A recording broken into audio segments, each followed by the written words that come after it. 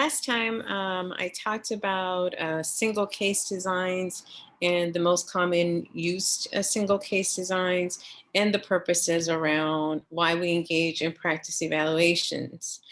In that context, I also discussed the important around establishing baselines, but even further, why it is important that we use measures that are culturally relevant to ensure that we're responding to clients with diverse social identities as we're assessing. And I reminded us of the cultural iceberg, the importance around taking a deep dive into a culture to be able to assess clients in a way that would be meaningful for them. And it doesn't necessarily lose that we may use some standardized measures to assess symptoms, but we're also underpinning that we're really thinking about cultural relevancy in those assessments as well.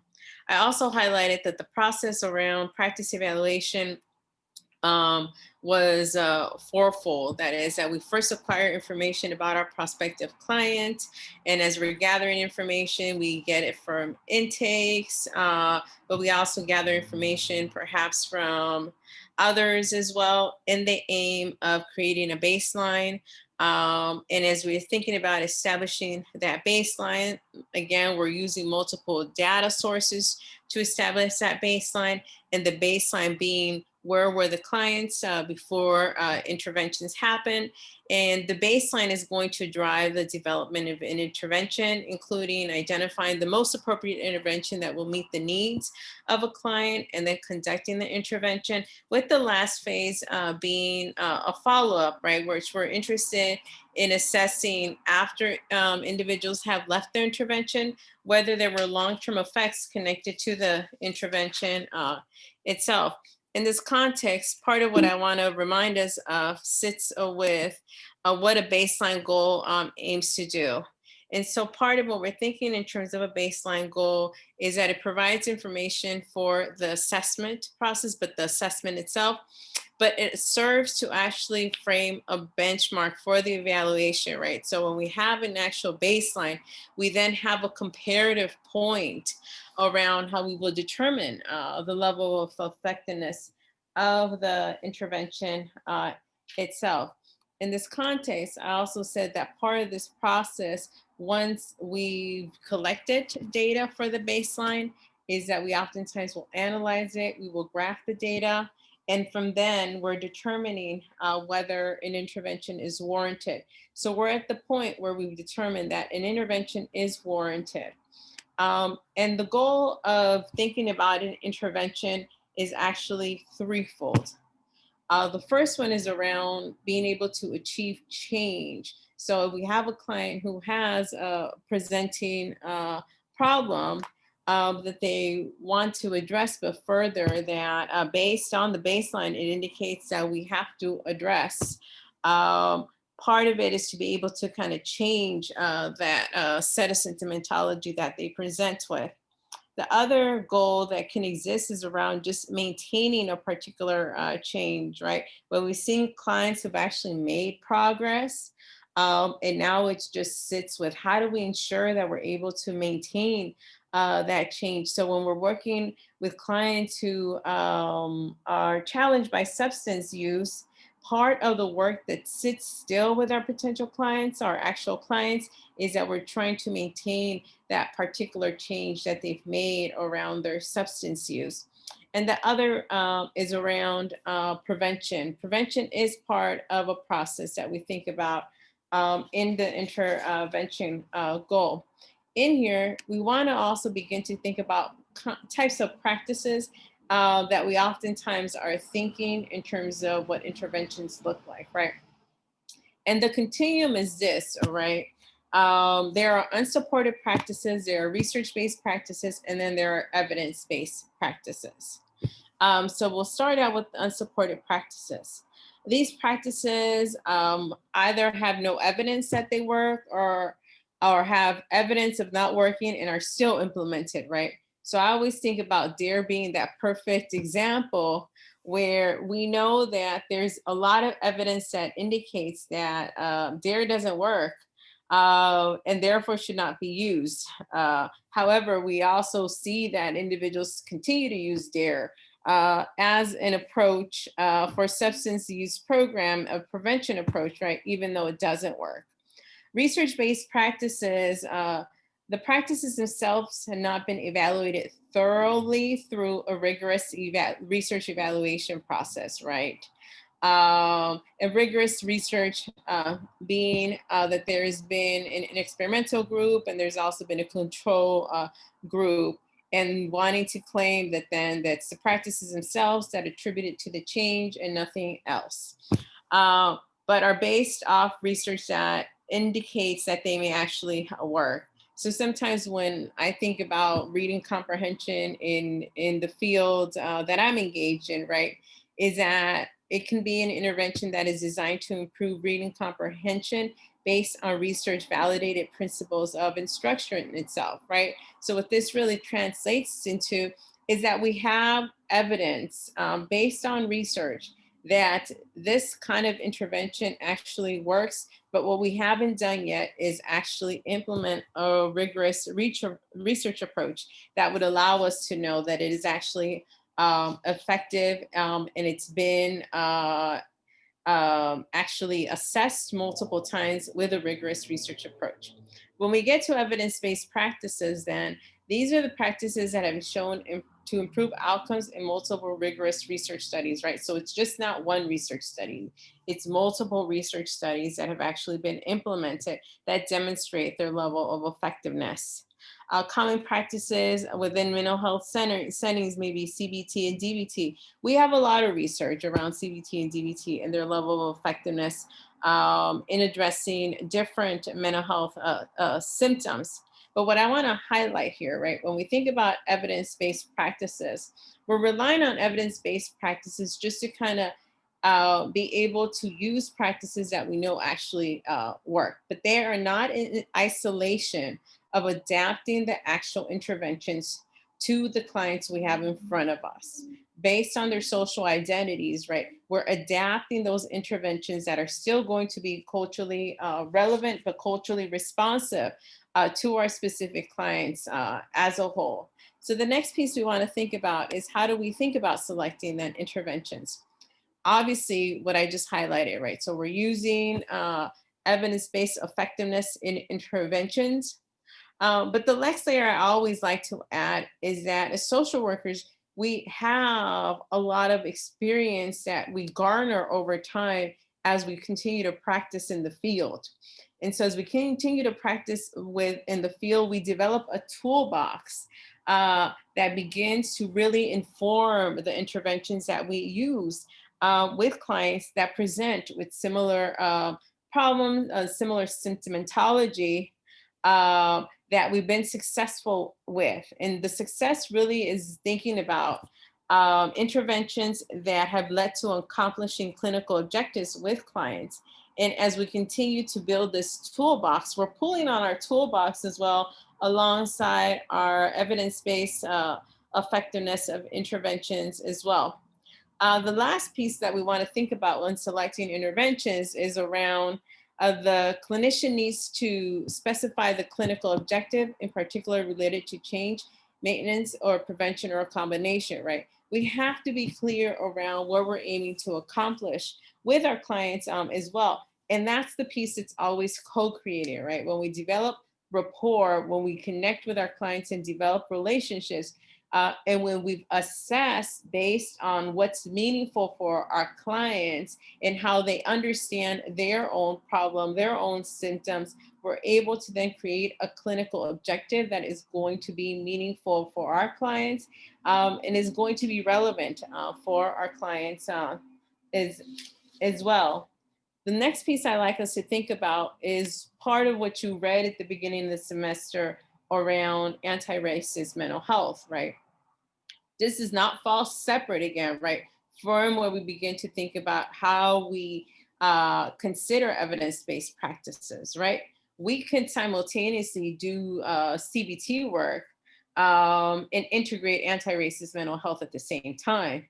And so part of what I want us to highlight here is that with anti-racist mental health is that specifically around where we develop outpatient mental health programs, they have to be able to respond to discrimination, microaggressions, racial profiling, and racism and the impact on mental health. It's not separate. There's no reason why we would implement CBT with clients, specifically Black, Indigenous, and people of color who continuously experience discrimination, microaggression, and racism, and not validate or not really consider the impact that has on their mental health. So when we think about what CBT does in terms of just shifting cognitive patterns, we have to be able to integrate these pieces as part of the essential work of CBT alongside the primary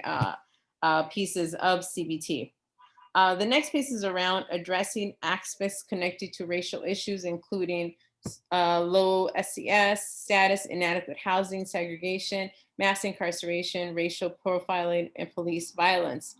This does not, again, sit separate from interventions that we are creating alongside clients. This is part of the work that when we're thinking about interventions. And in there, right, it's really recognizing the impact of institutional and systemic racism on the symptoms that our clients may be exhibiting to develop the appropriate treatment for our clients. And it is not absent from understanding the impact, again, that discrimination, microaggressions, racism has on mental health. This is the process itself. And the last piece really sits with how do we develop cultural competency to implement culturally adapted cares and therapy, right? And so this partly sits with being able to take an evidence-based intervention and holding that part of the building blocks that we have to make sure that we're including into evidence-based interventions are culturally adapted to our clients based on their social identities. And in there, right, it also speaks to the ways that we thought about establishing a baseline. What are the measures that we use to establish that baseline that also are culturally relevant for our clients? So the next piece I want us to then think about is how is it that we monitor interventions for implementation fidelity, right?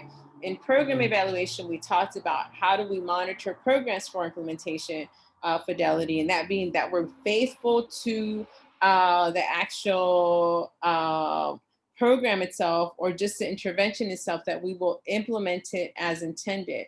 And so this is oftentimes with the validity of intervention is based on whether the intervention is intended as planned and consistently reliable, right?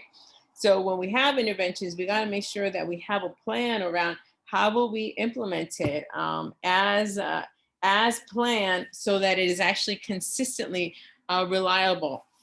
There are numerous ways that we can do this.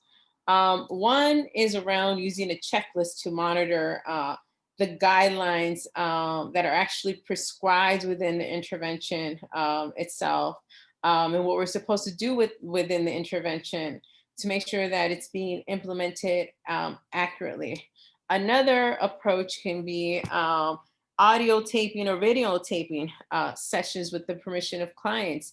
This gives us a context where we're able to observe whether we've been implementing the interventions with fidelity. It also offers the lens that if we're being supervised, our supervisors, our clinical supervisors could also assess if we are implementing the interventions as intended. And the other piece we want to think about is that a social worker can also develop a questionnaire to ask the client if the social worker is followed the actual intervention guidelines, right? So what we're doing here is we're engaging the client in a different way where we've made it clear around what the intervention is. And now we want the feedback from clients themselves if we've been implementing the intervention as intended. So here's one potential example of a checklist, right? If an intervention is very procedural in nature, right? A simple intervention could be created. I'm sorry, a simple checklist can be created. Whether it is creating fundamental questions and indicating whether it was done or not, and what session number, and then laying out some comments allows us to see by session, are we actually implementing what's within the protocol of the actual intervention as intended, right? So here, very procedural in nature, starting with question number one. Was the start of session anxiety scale administered? Was the start of session anxiety scale scored? Were results discussed with the client? Was therapy session recorded? Was end of session anxiety scale administered? Was the end of the session anxiety scale scored? Were progress notes completed? Were progress notes submitted for filing? This is one example that really is relying on more of a procedural approach. But when we do have interventions, right, that are requiring specific goals that we're accomplishing per intervention and what the processes are, right? This is where the checklist becomes very important alongside the other pieces I highlighted, which brings us to this idea around, this is about what I just discussed is really around how do we monitor interventions for implementation fidelity, the intervention itself. The next part I'm going to begin to talk about is how do we monitor clients during the times that they're actually intervention, right? Which is progress monitoring. We want to make sure that clients are actually making progress while they're in the intervention.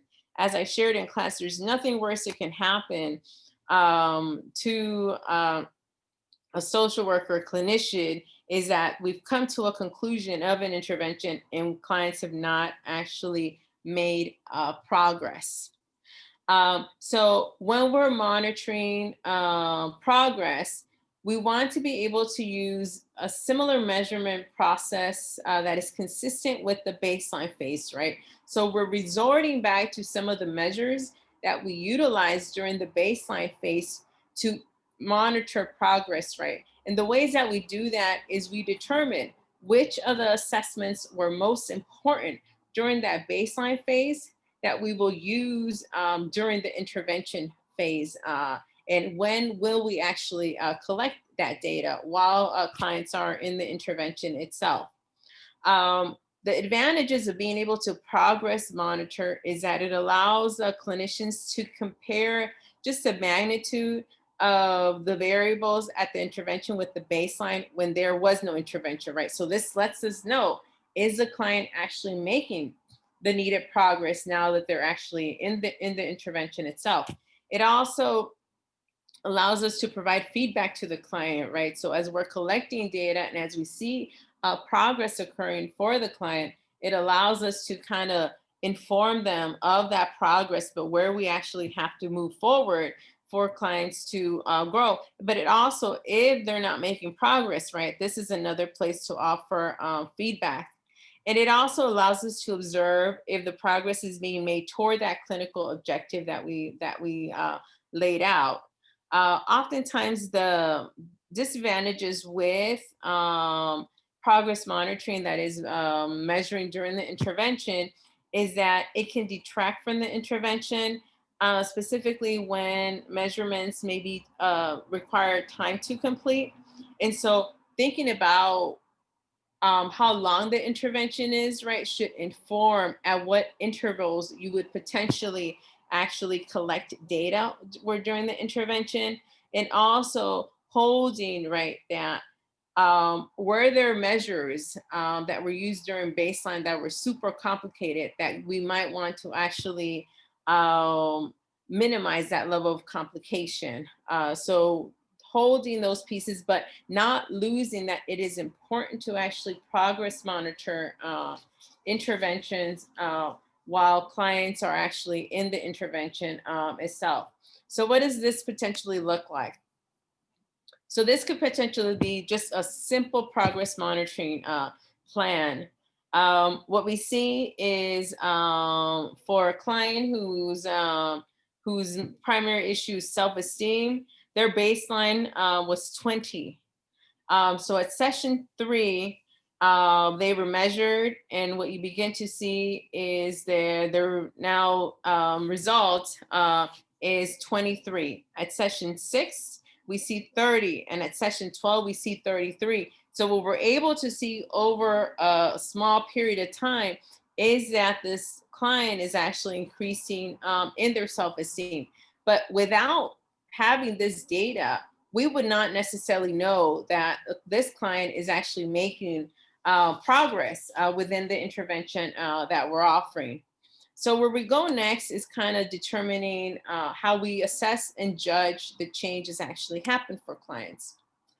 So oftentimes what we're really assessing is really using our clinical judgment, but also perhaps statistical significance, where we're making comparisons between baseline to the data that we've been collecting during our progress monitoring while clients have been in the intervention, to see if we actually see changes, right? This allows us to see if there have been changes from the baseline to the actual intervention itself. It also is creating the context of establishing a reasonable criteria with that would indicate that there's actually a shift. And part of this allows us to continue to trail that objective, the clinical objective that we've developed alongside our clients, to determine, right? Again, we're determining here with the purpose around practice evaluation. We're assessing the effectiveness of the intervention that we're implementing with clients. We're using an evidence-based approach to be able to do that. And that translates into that we're using intentional evidence-based practices, but we're also using data to really inform whether there is a change between baseline and intervention. The last piece I want us to think about is the importance around internal validity threats. And internal validity threats come into play when we haven't accounted for some threats that are connected to history, maturation, initial measurement effects, and instrumentation that might be interfering with us being able to claim that the actual intervention worked. But rather, we have these other factors that might be contributing to the reasons why the actual intervention worked. And so one of them is history. And history are oftentimes events that are outside of the intervention that can occur between the first measurement and the assessment of the baseline and the last measurement occurring during the intervention, right? So history may include a death that a client might have actually experienced in their family, illness, any other natural disasters that might be occurring that may affect the claim we can make around the intervention actually working. So it can be, oh, it might be because of this event that the intervention worked or did not work, and not the reason that the intervention was not effective itself. The other one is around maturation. And maturation oftentimes refers to changes or growth that the client actually makes. And this is important for us to think about, right? Because clients are always growing for numerous reasons, right? And we don't want to confuse this process of maturation with the intervention working or not actually working. The next one is initial measurement effects. And initial measurement effects is really referring to the influence of the first measurement on subsequent measurements of the specific problem, right? So when I talked about baseline, I specifically said that part of it, as we're thinking about measurement, we want to be able to operationalize, define what the actual presenting problem is. And we do this to make sure that we intentionally are assessing what the problem is to really limit the internal validity threat of initial measuring and effects. And the last one is around instrumentation. And oftentimes, when we think about instrumentation, is we want to make sure that whatever measurements that we've used at the baseline, the process itself, we're doing it similarly when we're assessing while clients are in intervention, but when we're assessing when they're done with the intervention, any fluctuation around if we allow clients to have more time to actually take the assessments, it may actually have an impact on the claims that we can make about the intervention itself. And actually, finally, the last one I want to highlight is the multiple treatment interference. And this comes into play when other interventions may be occurring between the initial measurement at the baseline and subsequent measurements during the actual intervention, right? So we may actually have clients who are existing in multiple interventions. And so having clients who exist in multiple interventions might actually impact the claim that we can make about the intervention that we're implementing with clients, that the reason it was actually perhaps effective was not necessarily because of the intervention we were employing, but rather it was because they were also involved in other interventions as well. So as we move forward with our practice evaluation proposal, I want us to really think about, given what the needs are of the client, that is, given the presenting problem of clients, how will we identify interventions that will match the needs of the client? But how will we make sure that we're considering the cultural relevancy of those interventions? And I said, yes, we can have evidence-based practices alongside them being culturally relevant, specifically if at a foundational level, we've come to understand how our clients are really interpreting um, what their issue is, what their problem is from their perspective. We've considered the cultural iceberg, and we've also considered the marginalizations that our clients experience. We can implement that evidence-based program with the building foundation around what will be most culturally relevant and responsive to our clients.